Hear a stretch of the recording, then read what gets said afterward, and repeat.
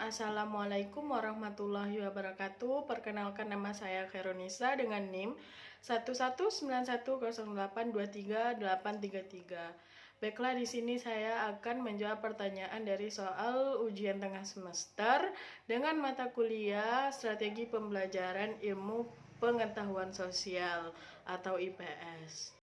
Adapun pertanyaan pertama yaitu jelaskan langkah-langkah merumuskan tujuan pembelajaran IPS, SD atau MI dengan baik dan benar. Nah, jawaban yang pertama, terdapat ada 4 unsur pokok perumusan tujuan pembelajaran. Nah, yang biasa disebut dengan ABCD, yaitu audience, behavior, condition, dan degree. Nah, yang pertama yang kita bahas di sini audience. Audience ini artinya yaitu pendengar. Nah, pendengar yang disebut di dalam pembelajaran tersebut yaitu adalah siswa. Siswa itu memiliki peran penting dalam merumuskan tujuan pembelajaran IPS di sekolah SD atau MI. Yang kedua, behavior, yang artinya tingkah laku atau aktivitas dalam suatu proses. Dalam konteks belajar mengajar, behavior merujuk pada tingkah laku atau aktivitas siswa. Nah, tentunya dalam suatu pembelajaran, siswa akan melakukan aktivitas dan tingkah laku di dalam suatu pembelajaran yang akan dicapai. Selanjutnya yang ketiga yaitu kondisi, condition.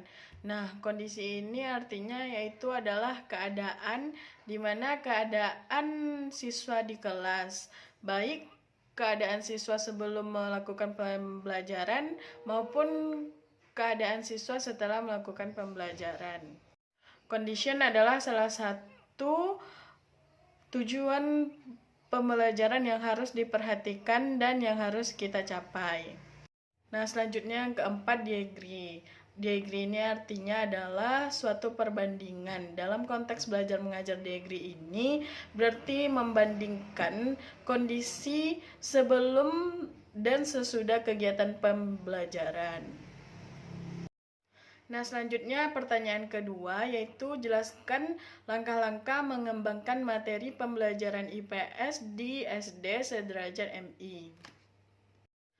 Nah, jawabannya adalah langkah-langkah pengembangan materi IPS. Yang pertama yaitu melakukan analisis kompetensi dasar yang telah disusun oleh BSNP. Artinya yaitu Badan Standar Nasional Pendidikan. Yang kedua, mendaftar materi-materi pokok, yaitu pokok-pokok materi yang akan dipelajari siswa sebagai sarana pencapaian kompetensi. Nah, yang ketiga, membuat deskripsi materi, mulai dari pengertian, struktur, ciri-ciri, hingga cara membuat teks deskripsi. Selanjutnya, pertanyaan yang ketiga yaitu jelaskan cara memilih dan mengembangkan media pembelajaran IPS di SD atau sederajat MI yang mampu meningkatkan minat belajar siswa.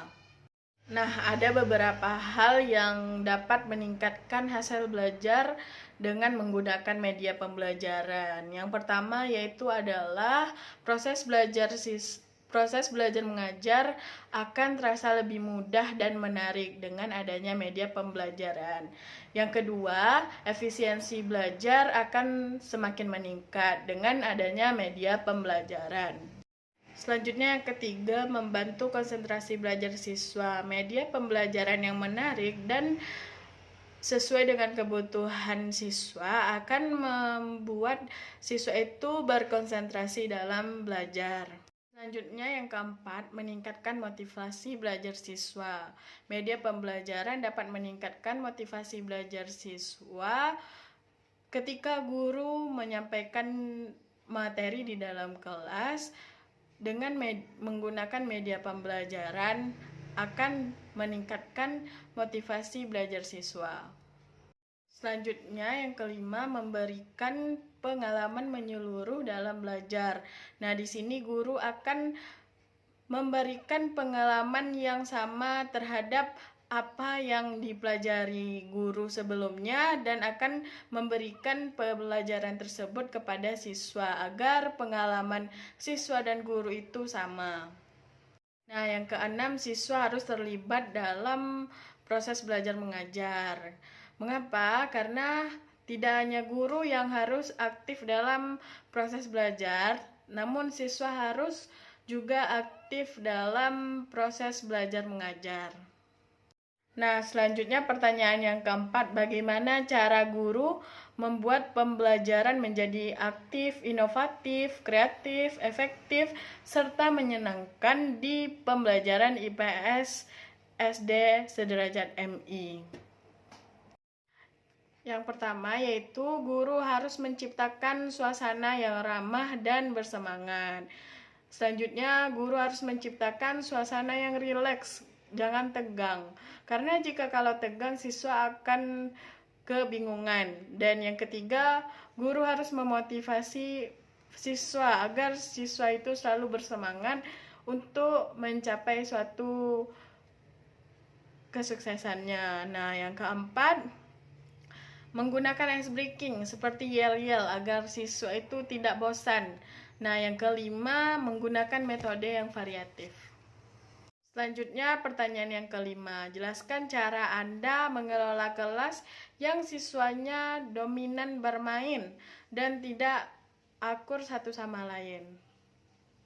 Nah, untuk mengatasi situasi seperti itu, yang guru harus lakukan yang pertama, menyampaikan aturan dengan tegas, namun penuh empati atau kelembutan. Nah, yang kedua, bangun komunikasi dengan baik dengan siswa agar siswanya tidak tertekan. Selanjutnya yang ketiga, libatkan siswa dalam membuat aturan agar siswa itu merasa sanggup dan mampu terhadap hukuman yang diberikan. Nah, yang keempat, amati dan pahami perilaku setiap siswa. Nah, setiap siswa itu pasti berbeda-beda tingkah lakunya, sikapnya itu pasti berbeda-beda. Nah, cara guru harus mengamati dan memahami sikap siswa. Bagaimana caranya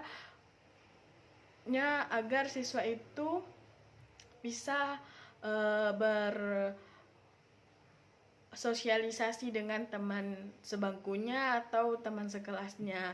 Nah, yang kelima, beri dukungan siswa dalam belajar. Nah, guru harus memberikan dukungan agar siswa itu termotivasi dalam belajar. Give it to me like